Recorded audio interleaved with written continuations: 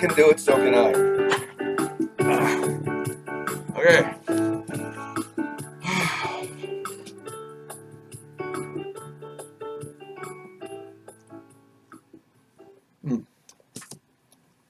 Really good cookies.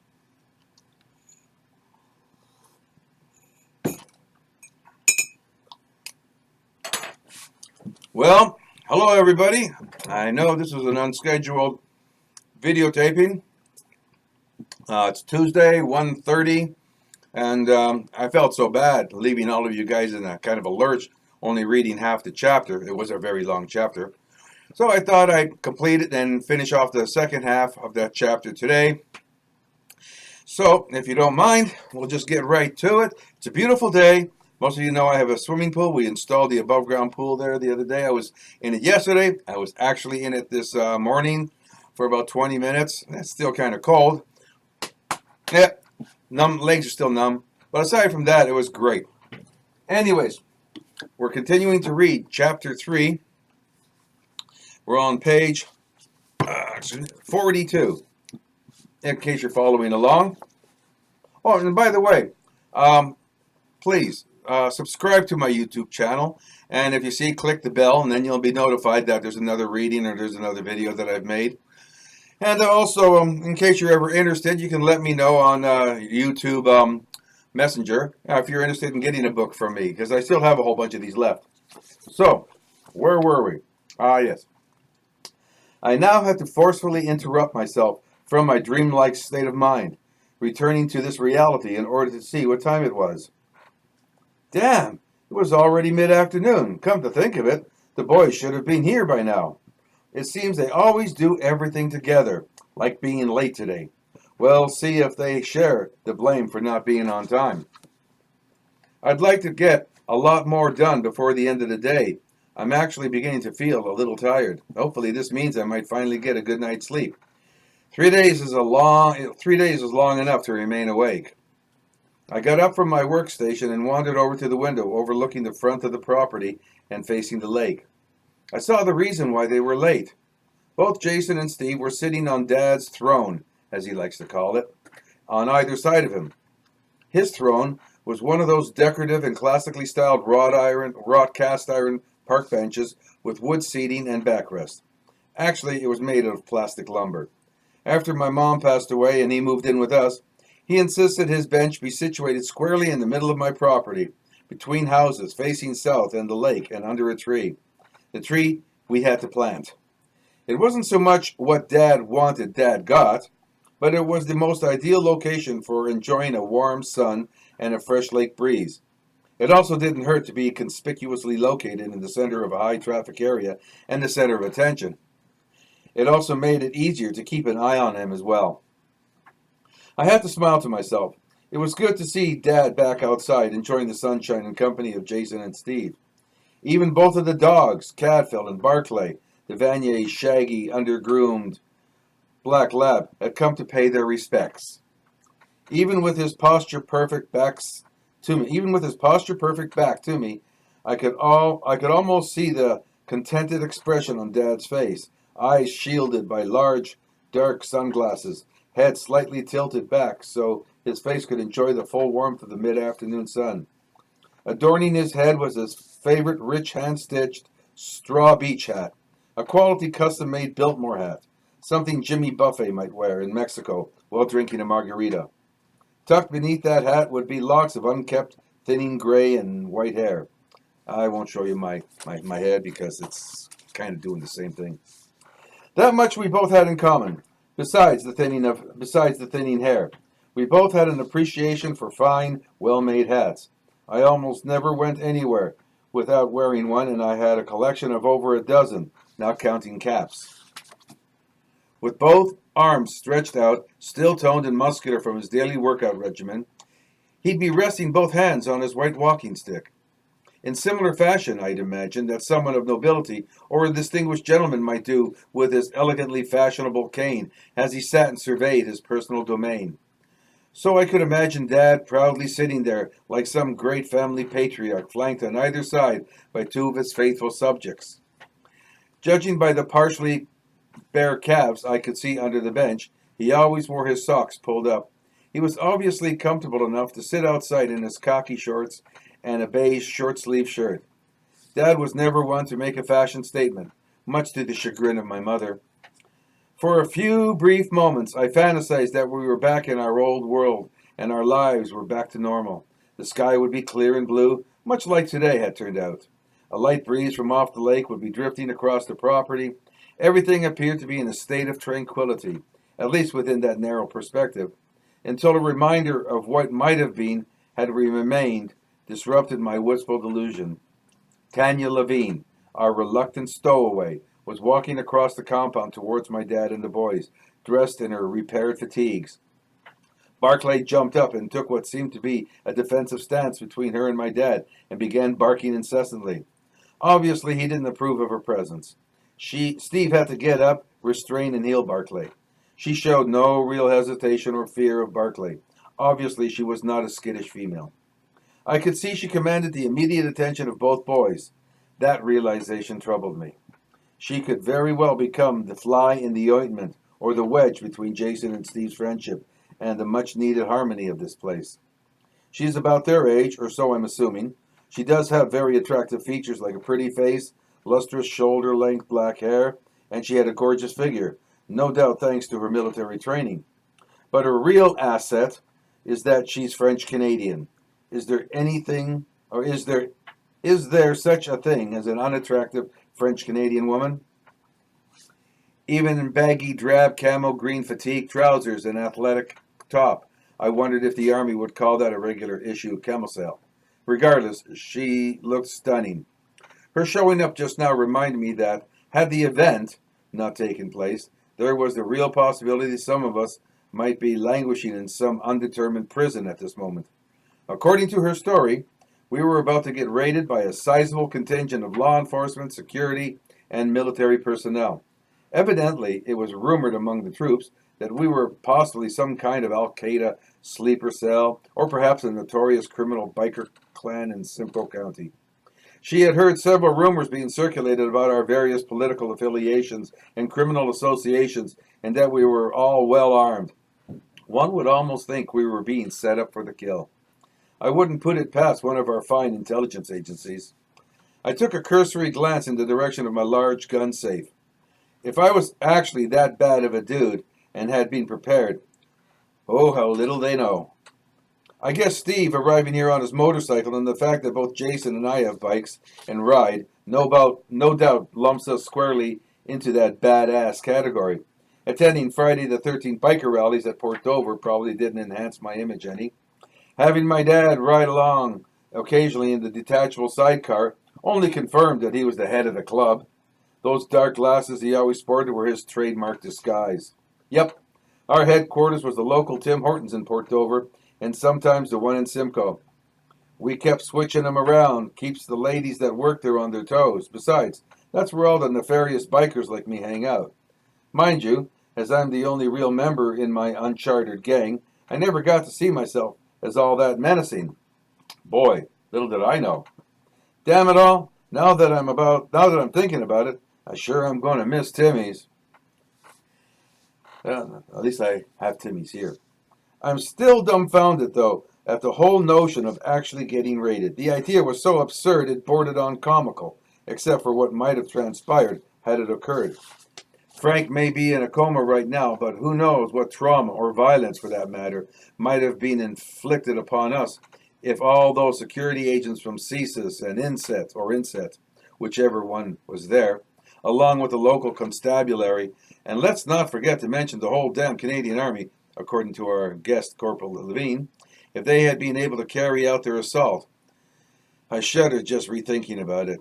Considering some of those agencies' past bungling and transgressions, like barn burnings, losing secrets at hockey games, deporting innocent citizens to the U.S. for extraordinary rendition, trampling on their civil liberties, the situation may have turned out almost as disastrous as the event itself, or at least for us. Is it any wonder why we don't completely trust them with our welfare? I regained my composure when I noticed Tanya turn around and walk back towards the house. It appeared she had merely approached the boys to deliver some brief message. I could see they were now excusing themselves from Dad and beginning to walk this way. Hopefully they were coming my way. But how would Tanya know to remind them of our meeting? Looking at both boys, I mean young men, I still had that vision of young Stevie, still as vivid as on that very night, sitting beside me in the truck. Whatever else I might feel about those modules, I never anticipated that my memory would be restored to such a degree of clarity, focus, or capable of such reanimation. If this side effect becomes an enduring aspect of my past association with them, I cannot begrudge them this one extremely positive and beneficial attribute. Now, if it also came with superpower like flying or X-ray vision, I figured I'd appear to be busy with my project when the boys walked in. This way, they'd feel no guilt for being a little late or think they had held me back. They might also be more responsive if they felt at ease. It wasn't difficult for me to literally slip back into the past 12 years ago to the scenario of young Stevie sitting beside me as we traveled up Highway 144, the late rain creating the fresh scent and fragrance of pine, evergreen, and night blossoming flowers that mingled and stirred up my recollection. And here's where he starts to drift off again. It was Stevie who first broke the silence. I really appreciate you inviting me to come along on this trip with you and Jason. I was hoping to get to see him sometime this summer before school started again. He paused only briefly. So, how do all of you like living down south in Kitchener? To be honest, I confessed, I think it's a nice town. Everyone in the family seems to like it down there as well. As you can see, I got this great job with a good trucking company by moving south. Mind you, as you may know, I did have to leave everyone behind for over a year to secure this reliable job. That's why you rarely saw me those last few years. It took me quite a while to find suitable, reasonably priced housing, but it all worked out in the end. You know that my wife Bernie found a half-decent job shortly after she and Jason and the girls moved down. Andrea found a good martial arts club that teaches both judo and jiu-jitsu, and all three of their schools are within walking distance. So no more school buses with nasty drivers for any of them. A broad smile formed on his face. He knew who I was referring to back up at Dowling. We both laughed out loud, and I reached over and tousled his unkept hair. Well, now that we're all good and settled, and perhaps next summer you can come down and stay with us for several weeks. He glanced over at me with his slightly tired brown eyes, smiled again, only this time with a half-sincere response. Agreed. That would be nice. Thanks. I sadly suspected that even at his young age, he understood the implications that when friends move far apart, friendships tend to suffer. Sometimes they endure, but usually more often than not, they'll wane and eventually extinguish over time.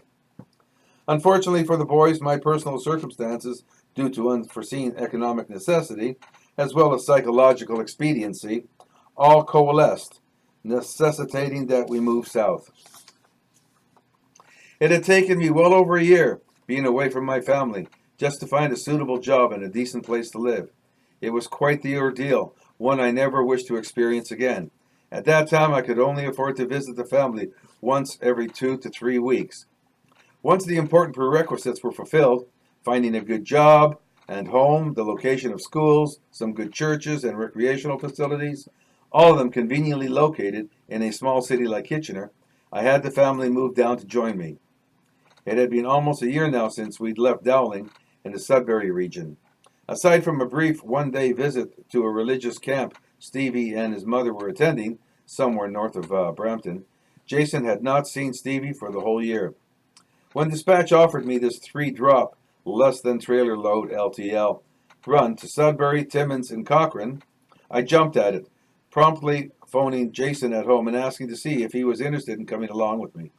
It was his idea to call Stevie, inviting him along, and then up to him to make all the arrangements. So, how's your brother Sean doing? I casually asked, attempting to initiate some idle, if not hopefully interesting conversation. Well, after we moved from the farm in Dowling to French River, Sean quit school. He always thought Dowling was a drag, so moving to French River was way worse for him. He really didn't want to work with Dad in the garage, so he moved out. He lives in Sudbury now with some other guys. Mom always worries about him because he keeps getting into stupid trouble and things. Gee, I'm really sorry to hear that, I replied emphatically. I had to wonder what exactly he meant about things. So how about you? How do you like the new house? I understand your aunt, it's your dad's sister, right? She and her husband bought the house for you guys and even helped your dad start up a garage on the property? That's not too shabby. It's kind of nice to have rich family to help out sometimes. He merely shrugged his shoulders and exclaimed, I guess it's all right. My aunt and uncle aren't that rich, but I guess doctors and nurses make good money. Don't you like it? The new house, I mean? It's nicer than the trailer, isn't it? And you're near lots of excellent rivers for fishing and swimming. Your dad really likes the area. I like the Dowling area better.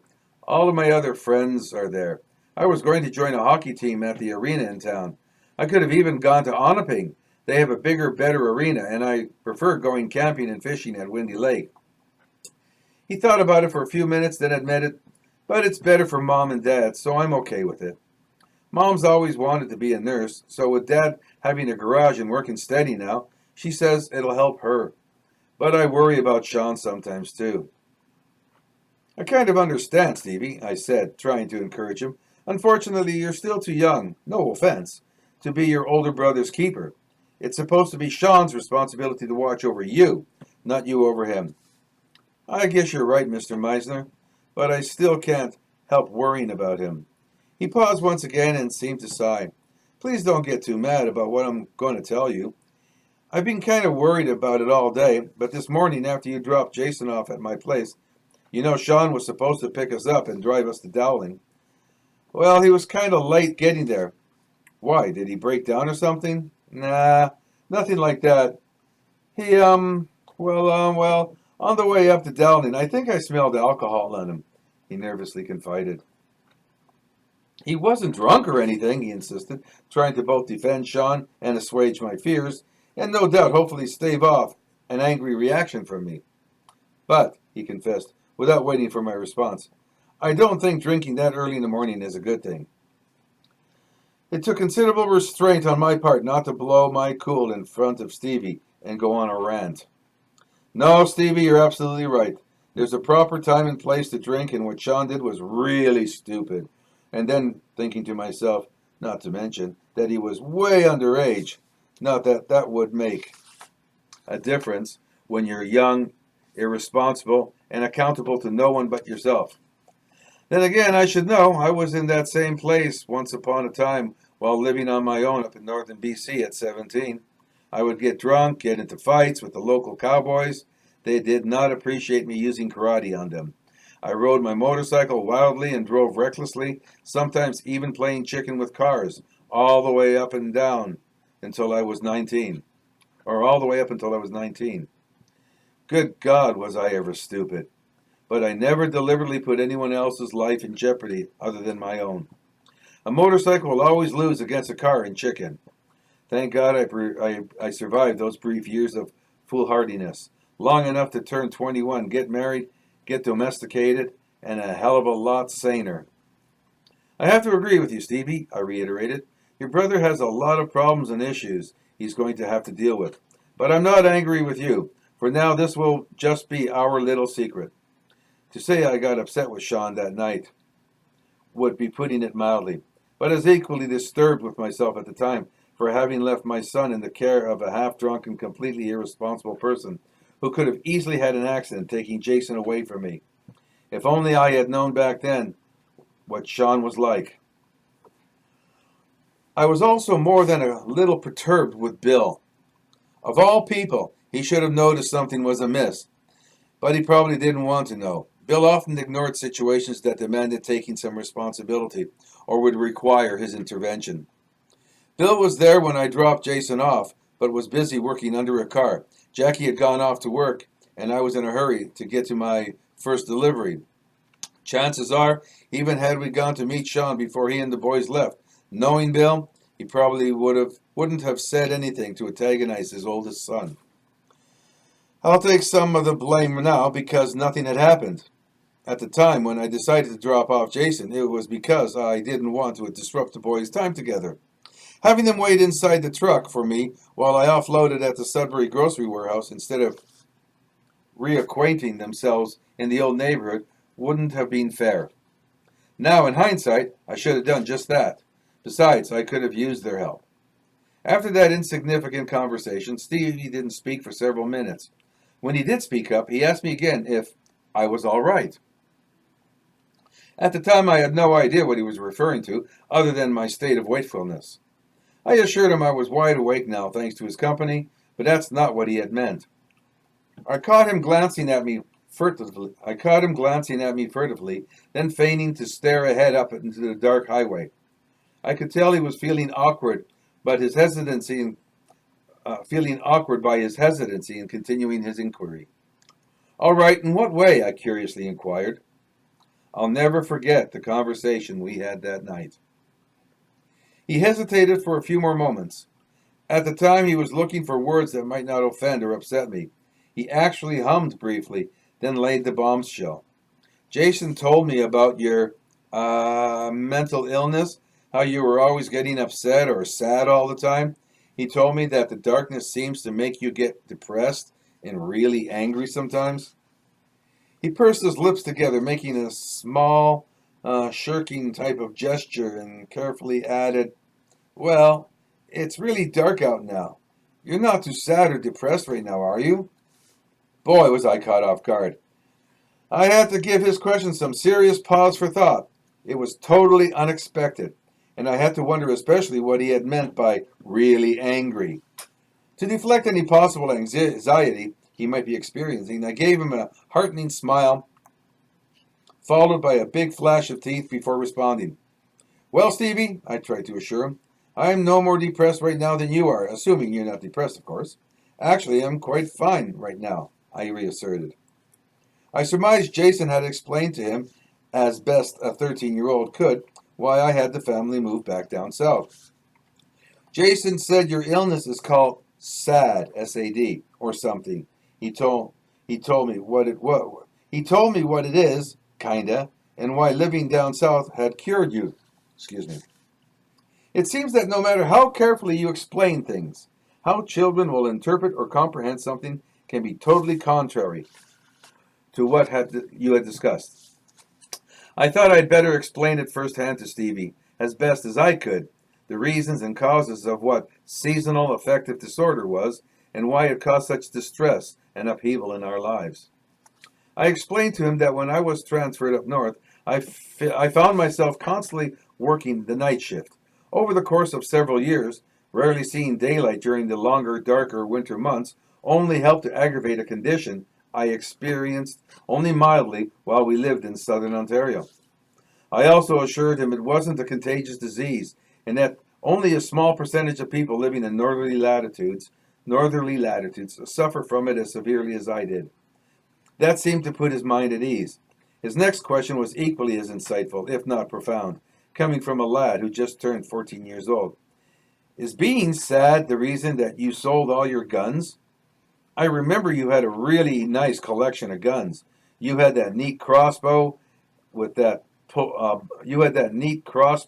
and that bow with pulleys and lots of different arrows. And I still remember the time you took me and Jason target practicing at the abandoned quarry with that really awesome army rifle that held lots of bullets. Yeah, my Ruger Mini 14. That's the reason, I confessed. I'm not ashamed to admit that when you find yourself chewing on the blued steel barrel of a rifle, that very same awesome rifle, I might add, I either had to pull the trigger or get rid of them all. Stevie offered up a quizzical look and asked, Do you think you'll ever own guns again? I couldn't truthfully answer his question at the time. But I did know the answer now. The question of my ever-growing guns again seems to have been the trigger to snap me out of my deep trance. As the boys hadn't arrived yet, I felt I had time to give a cursory examination of some of the contents of my gun safe. It seemed silly to me, yet I felt compelled to hold my new Ruger Mini 14 right at this moment. I needed to reassure myself that I could be trusted with firearms. Although realistically, kinda late now. The safe was a state-of-the-art digital 3 combinations with 1-inch locking bolts, 475 pounds, and 22-gun steel security cabinet. Its exterior was a textured burgundy with a 5-spoke chrome handle like you'd expect on a typical bank vault. Bernie hated it from the day I had it delivered, not only as a piece of furniture, but also what it would contain.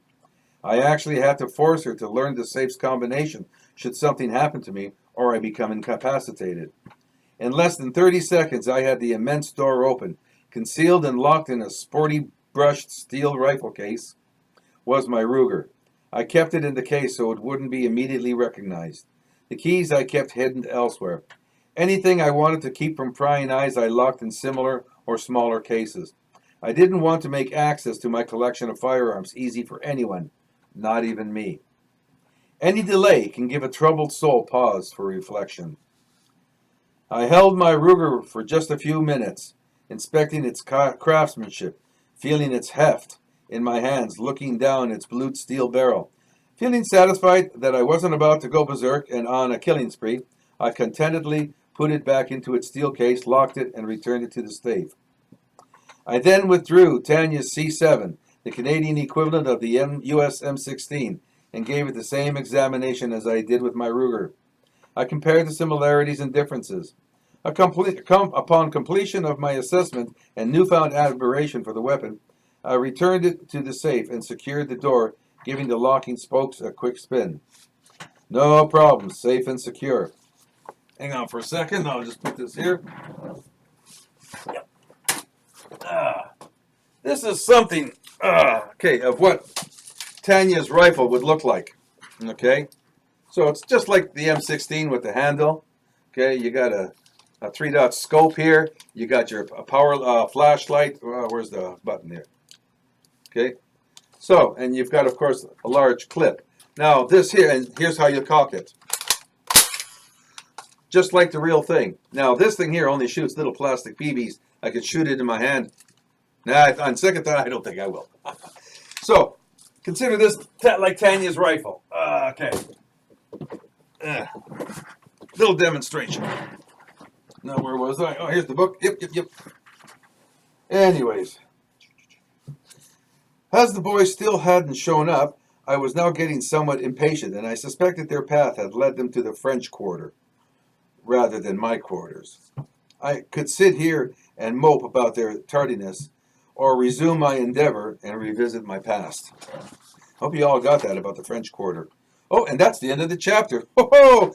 All right, first of all, I'll show you a picture. And this is one of the pictures in the book. Oh, let me see now. Yeah, I guess about this. So there's Tanya approaching my, Albert's father, and Jason and Stevie. And then you see Barclay, and you see Cadfell. Anyways, I'll put this away.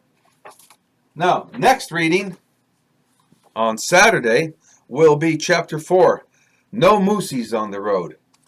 As I was saying, this is the book, ABAJAM Chronicles. You can get it at Barnes & Nobles. You can get it at Indigo Chapters and all the other bookstores. And like I said, I got a box of these left. So if you want to order one through me, get me a hold of me on Facebook, Messenger.